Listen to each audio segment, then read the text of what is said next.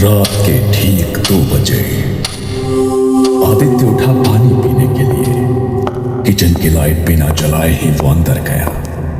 उसने देखा कि सामने सिंक के पास कोई खड़ा है, लाल कपड़े, खुले बाल, पीठ उसकी तरफ। उसने कांपते हुए कहा, संजना।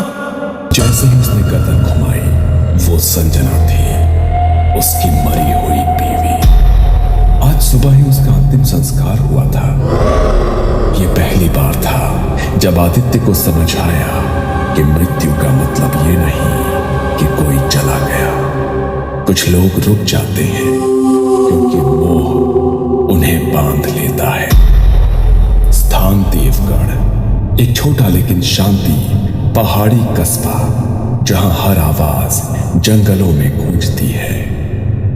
देवगढ़ में पोस्टिंग के 2 साल बाद आदित्य मिश्रा की मुलाकात स्कूल की अध्यापिका संजना रावत से हुई। शुरुआत में बस कैजुअल बातें हुई, लेकिन धीरे धीरे उनकी मुलाकातें गहरी होती गई। कभी स्कूल मीटिंग्स, कभी टीचर्स एसोसिएशन की चाय पर चर्चा, और फिर वो चर्चाएं लंबी शामों में बदल गई। आदित्य को संजना की आंखों में एक ठहराव दिखता था और संजना को आदित्य की बातों में वो सम्मान महसूस होता जो हर स्त्री अपने जीवन साथी से चाहती है। कुछ महीनों बाद आदित्य ने आखिरकार हिम्मत जुटाकर संजना से कहा, अगर मैं तुम्हारे साथ उम्र बिताना चाहूँ तो क्या तुम मुझे अपनाओगी? संजना हल्की मुस्कान के साथ बोली, मैं पहले से ही तुम्हें अपना मान रही हूँ। लेकिन इस प्यार के रास्ते में एक सच था। श्रुति, संजना की छोटी बहन। श्रुति बहुत पढ़ी लिखी नहीं थी, लेकिन समझदार और सहज स्वभाव की लड़की थी। घर के बड़े बुजुर्गों ने पहले ही आदित्य और श्रुति के रिश्ते की बात पक्की कर दी थी। आदित्य ने कभी इस रिश्ते के लिए हाँ नहीं कहा, लेकिन उसने मना भी नहीं किया। आदित्य के दिल में सिर्फ संजना थी। आखिरकार उसने संजना को मिलने बुलाया। संजना, एक बात कहनी है, लेकिन नहीं जानता कि कैसे कहूँ। इतने महीनों में अब भी मुझसे कुछ कहने से डरते हो? आदित्य ने गहरी सांस ली, फिर उसकी आंखों में देखते हुए बोला, मैं तुम्हारा हाथ मांगने तुम्हारे घर आने वाला था, लेकिन तब तक घर वालों ने मेरा रिश्ता तुम्हारी छोटी बहन श्रुति से तय कर दिया। संजना के चेहरे पर एक पल को सख्ती आ गई। श्रुति से? हाँ, लेकिन मुझे नहीं पता था कि वो तुम्हारी बहन है। मैंने अब तक किसी को कुछ नहीं कहा, पर अब चुप नहीं रह सकता। संजना, मैं सिर्फ तुमसे शादी करना चाहता हूँ। संजना की आंखों में आंसू भर आए। वो चुप रही। तुमने श्रुति से कुछ कहा? नहीं, अभी तक नहीं। मैं चाहता हूँ ये बात तुम ही उसे समझाओ। वो समझदार लड़की है, शायद समझ जाएगी। अगले कुछ दिनों तक संजना कोशिश करती रही, कभी किचन में, कभी लिविंग रूम में, लेकिन हर बार उसकी हिम्मत जवाब दे जाती। वो बस मुस्कुरा कर निकल जाती और श्रुति भी कुछ नहीं पूछती। आखिरकार एक शाम उसने हिम्मत जुटाई, बरामदे में खड़ी श्रुति के पास गई। श्रुति, एक बात कहनी है जो शायद तुम्हें तकलीफ दे। दीदी, इतनी सीरियस क्यों हो? सब ठीक तो है? आदित्य, जिससे तुम्हारा रिश्ता तय किया गया है, वो मेरा बॉयफ्रेंड है। श्रुति का चेहरा पल भर को भाव शून्य हो गया। कुछ सेकंड की लंबी खामोशी के बाद श्रुति धीरे से बोली, क्या आप दोनों एक दूसरे से प्यार करते हैं? संजना की आंखों से आंसू गिरने लगे। हाँ, मैंने कभी चाहा नहीं था कि ये ऐसे हो। मैंने तुमसे कुछ भी नहीं छीना, बस ये सब बस हो गया। श्रुति लंबे समय तक बस संजना को देखती रही, फिर हल्की मुस्कान के साथ कहा, आप खुश रहो दीदी, बस यही काफी है मेरे लिए। संजना की आंखें झलक उठी। उसने श्रुति को कसकर गले लगा लिया। बाद में आदित्य ने भी श्रुति से माफी मांगी। श्रुति बस आदित्य से इतना बोली, कभी इन्हें मेरे प्यार का एहसास मत होने देना। बस दीदी को टूटने मत देना। 3 साल बाद एक नींद जिससे वो कभी जागी नहीं। संजना और आदित्य की शादी को 3 साल ही हुए थे। प्यार वैसा ही था। रोज सुबह आदित्य चाय बनाता, संजना बालों में फूल लगाकर उसे तंग करती और रात को दोनों एक साथ बैठकर पुरानी बातें करते। पर सब कुछ एक रात में बदल गया। एक रात संजना ने कहा, दिल भारी सा लग रहा है आज, कुछ ठीक नहीं लग रहा। अचानक सीने में दर्द उठा। अस्पताल ले जाया गया पर डॉक्टर ने सिर झुका लिया। Heart fail. उस रात आदित्य की दुनिया बदल गई। उसके दिल की धड़कन रुक गई। गांव के शमशान घाट में अगली सुबह संजना का अंतिम संस्कार किया गया। संजना को शादी के जोड़े में विदा कर दिया। उसका चेहरा शांत था लेकिन उसकी आंखें खुली थी।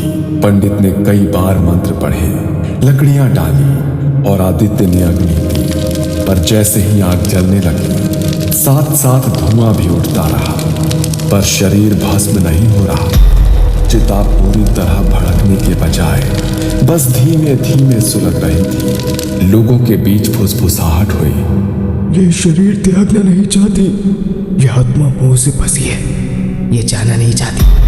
आदित्य ने यह सुना लेकिन उसकी हालत ऐसी थी कि शब्द उसके कानों में खुलते ही खो गए।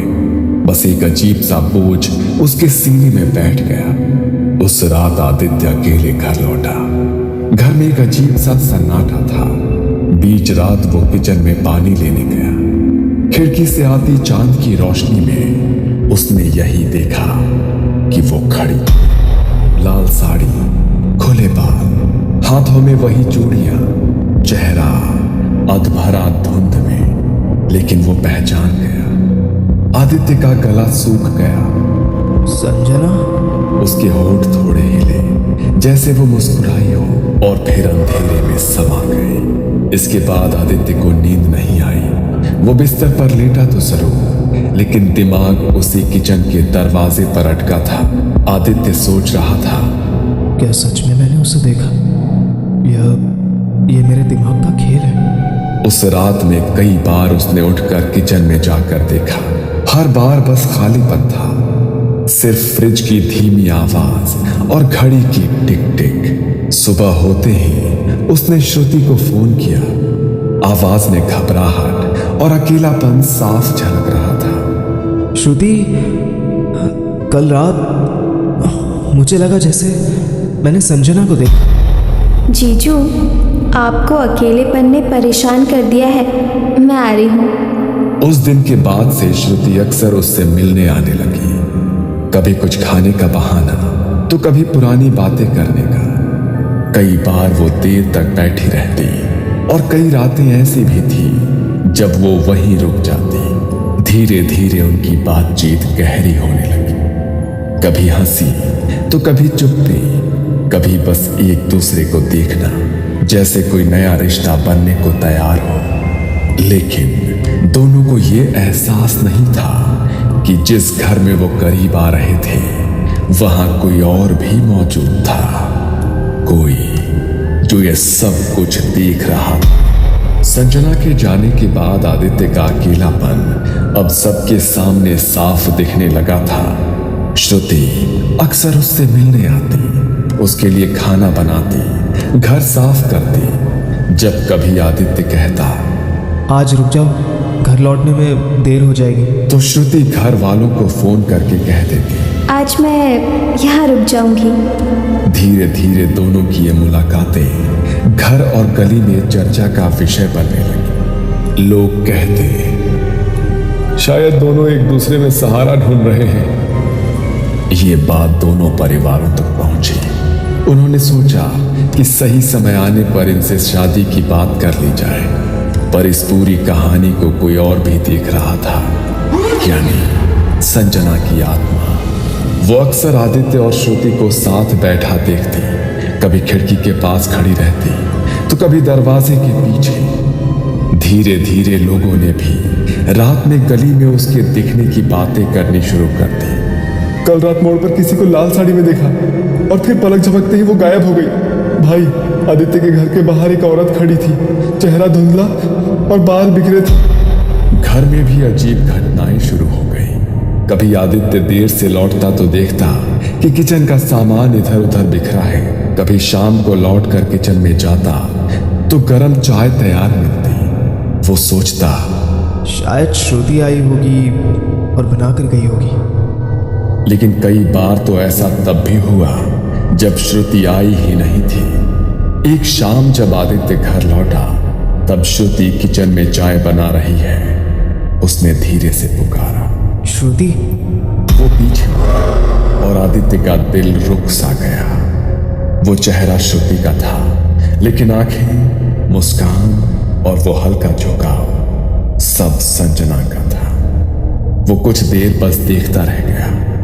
जब श्रुति ने उसे आवाज दी तो वो होश में आया और उसे अब श्रुति दिखी। उस रात आदित्य को एहसास हुआ कि संजना सिर्फ बाहर से ही नहीं देख रही, वो श्रुति के अंदर भी आ रही है, कभी कभी पूरी तरह। वो श्रुति के जरिए आदित्य से प्यार करने की कोशिश करती थी, पर श्रुति को इसका कोई अंदाजा नहीं आया था।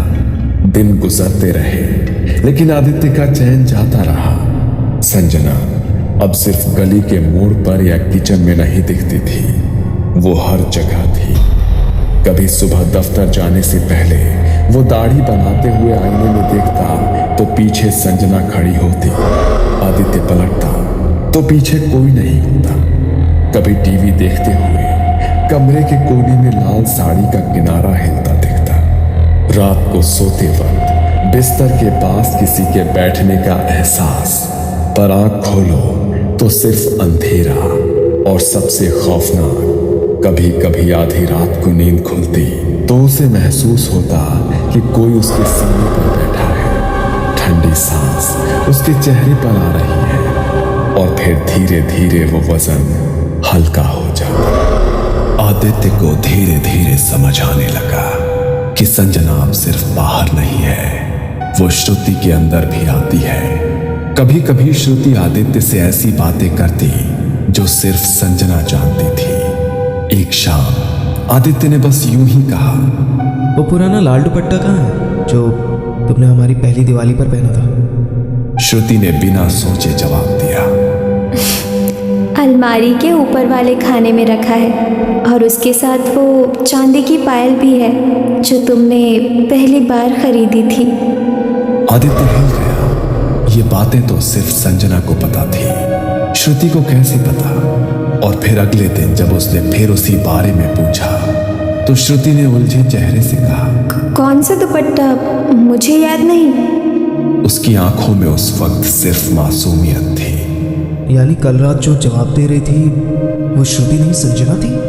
इसी बीच घर वालों ने उनकी शादी की बात पक्की कर दी। सबको लगा कि ये दोनों अब एक दूसरे के बिना रह नहीं सकते। लेकिन शादी की तारीख जैसे जैसे पास आती, अजीब रुकावटें आने लगी। एक बार कार्ड छपते छपते प्रिंटिंग मशीन में आग लग गई। दूसरी बात, पंडित जी अचानक बीमार पड़ गए और मुहूर्त बदलना पड़ा। आखिरकार तमाम बाधाओं के बाद उनकी शादी हो गई।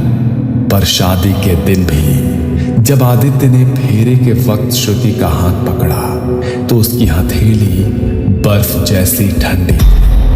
श्रुति ने धीरे से उसकी ओर देखा और होठों पर वही मुस्कान थी, वो मुस्कान जो सिर्फ संजना की थी। शादी के बाद शुरुआती दिनों में सब कुछ ठीक लग रहा था। श्रुति घर के काम संभालने लगी। आदित्य से उतनी ही नरमी और अपनेपन से बात करती जैसे कोई नई दुल्हन करती है। लेकिन आदित्य ने महसूस किया कि उसका सजना संवरना बिल्कुल वैसा ही है जैसा संजना करती। वो वही लाल बिंदी लगाती, वही इत्र लगाती जिसकी खुशबू आदित्य पहचानता था, वही साड़ी जो संजना की पसंदीदा थी। पहले आदित्य ने सोचा कि यह महज एक संयोग है, लेकिन जब उसने देखा कि श्रुति किचन में वैसे ही चाय बना रही है, उसी तरीके से जैसे संजना बनाया करती थी, पतीले में पानी डालने से पहले पत्तियां हल्की सी भुनना, तो उसके रोंगटे खड़े हो गए। धीरे धीरे यह एहसास बढ़ने लगा श्रुति की चाल, उसके हाव भाव, उसकी हंसी, सब कुछ संजना की तरह हो चुका था। ऐसा लग रहा था जैसे आदित्य ने दूसरी बार संजना से शादी कर ली हो। लेकिन डर वहीं से शुरू हुआ। रात को जब आदित्य और श्रुति सो जाते तो कई बार आदित्य की नींद एक एहसास से खुलती कि बिस्तर के पास कोई खड़ा है। लाइट जलाने पर बिस्तर खाली होता, लेकिन खिड़की आधी खुली होती और बाहर गली से किसी औरत के पायल की झनझन की आवाज आती। श्रुति अक्सर बिना वजह के घंटों आईने के सामने बैठी रहती। अपनी साड़ी का पल्लू वो बार बार ठीक करती। एक दिन उसी आईने में आदित्य को देखते हुए उसने कहा, अब कोई मुझे तुमसे अलग नहीं कर सकता। आदित्य की नजरें उसके हर हाव भाव पर थी।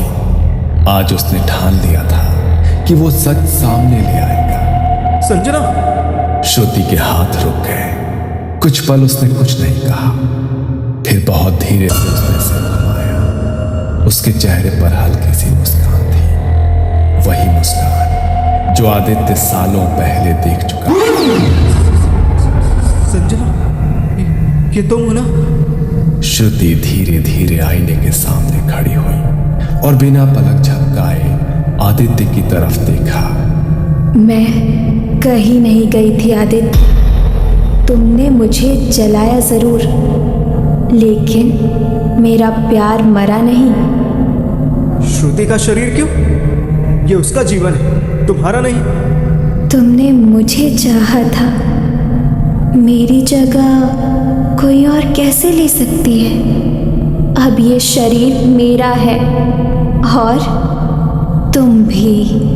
तुम पागल हो गई हो। पागल नहीं, तुमसे अलग होने के दर्द ने मुझे जिंदा रखा है आदित्य।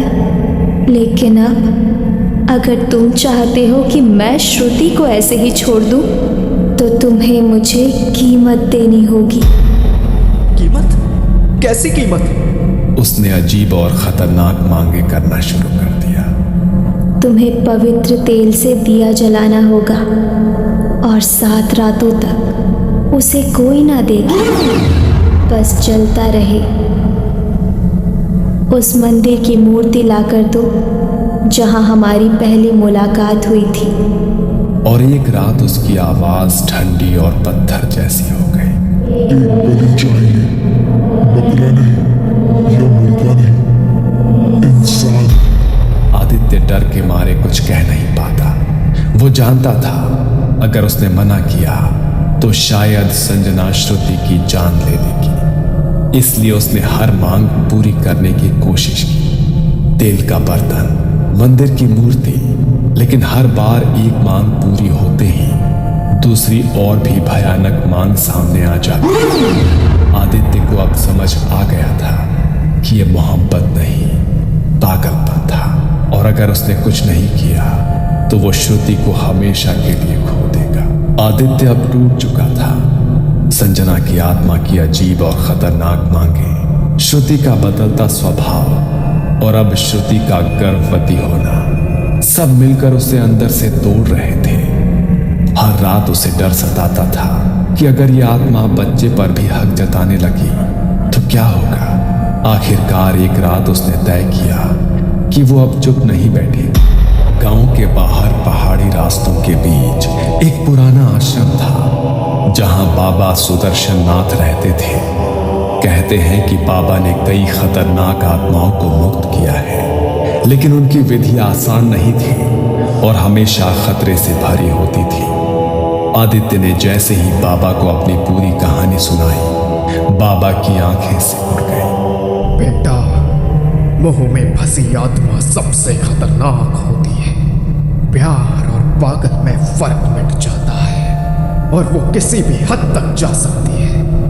अगर ये आत्मा वाकई तेरी पत्नी है तो समझ ले, इसे बाहर निकालना उतना ही मुश्किल होगा जितना किसी इंसान को उसकी सांस से अलग करना।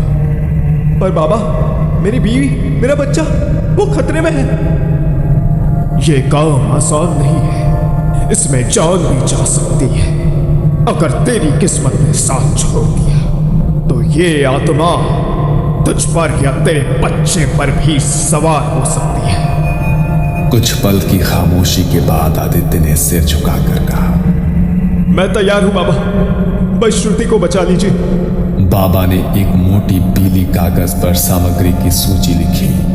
शमशान की राख जो अमावस्या की रात ली गई हो, पीपल के पेड़ की सूखी टहनी, काले तिल और सरसों का तेल का दीपक, लाल धागा जो किसी विधवा के हाथ से बंधा हो, और सबसे आखिरी एक मुट्ठी भर मिट्टी उस जगह की जहां संजना का अंतिम संस्कार हुआ था। इन सब के बिना विधि अधूरी रहेगी और आत्मा और भी भयंकर बन जाएगी।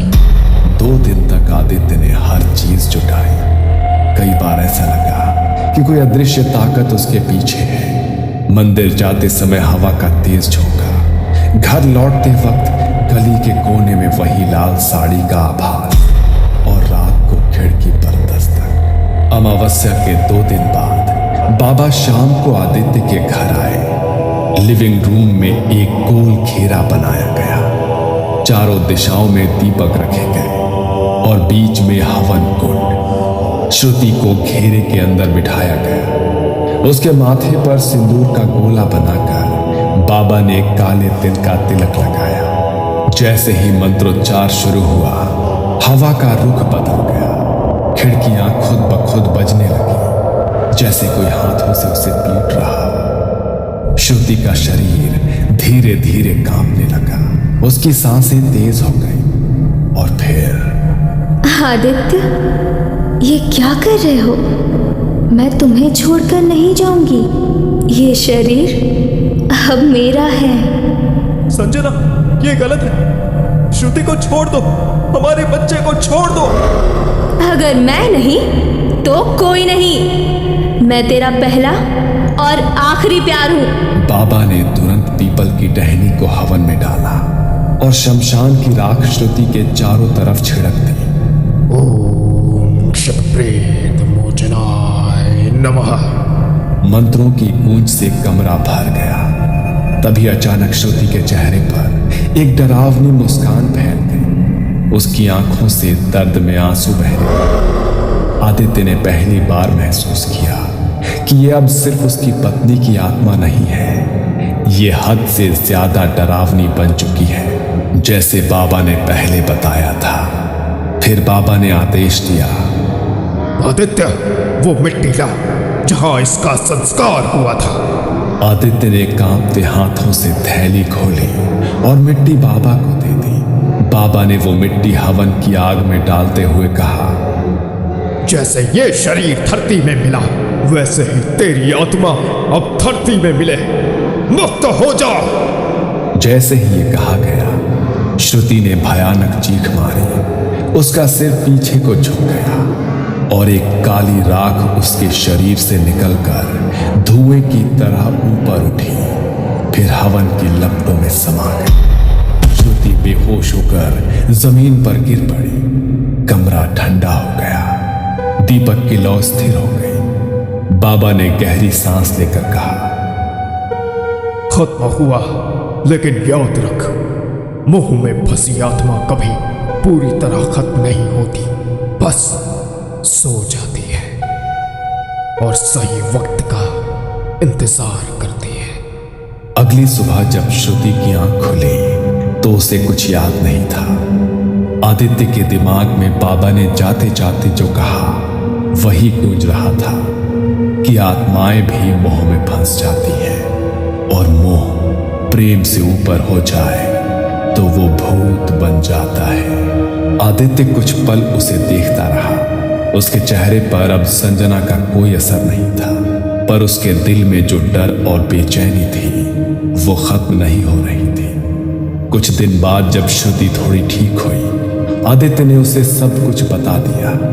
कैसे संजना की आत्मा उसके अंदर आ गई थी, कैसे वो धीरे धीरे उसे पूरी तरह से अपने काबू में ले रही थी और कैसे तांत्रिक बाबा ने उसे मुक्त किया। शुरू में श्रुति को विश्वास ही नहीं हुआ, लेकिन डर से उसका चेहरा पीला पड़ गया, हाथ ठंडे हो गए मतलब दीदी मेरे अंदर उसकी आवाज कांप रही थी। आदित्य ने सिर हिलाया और वो एक पल के लिए उसके सीने से लगकर फूट फूट कर रो पड़ी। एक शाम आदित्य ने दोनों परिवारों को बुलाकर सब कुछ साफ साफ बता दिया। अब तक जो कुछ उन्होंने सोचा था कि शादी के बाद की अजीब बातें महज भ्रम है, वो सच निकलने पर सभी के चेहरों का रंग उड़ गया था। आदित्य ने बाबा की आखिरी चेतावनी भी दोहराई। ये सुनकर कमरे में सन्नाटा छा गया। दोनों परिवार ने आपस में बैठकर फैसला लिया कि इस घर में रहना अब ठीक नहीं।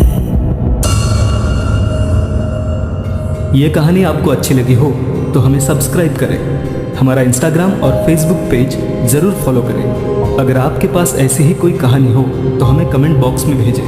हम कोशिश करेंगे कि अगली एनिमेटेड स्टोरी आपकी होगी।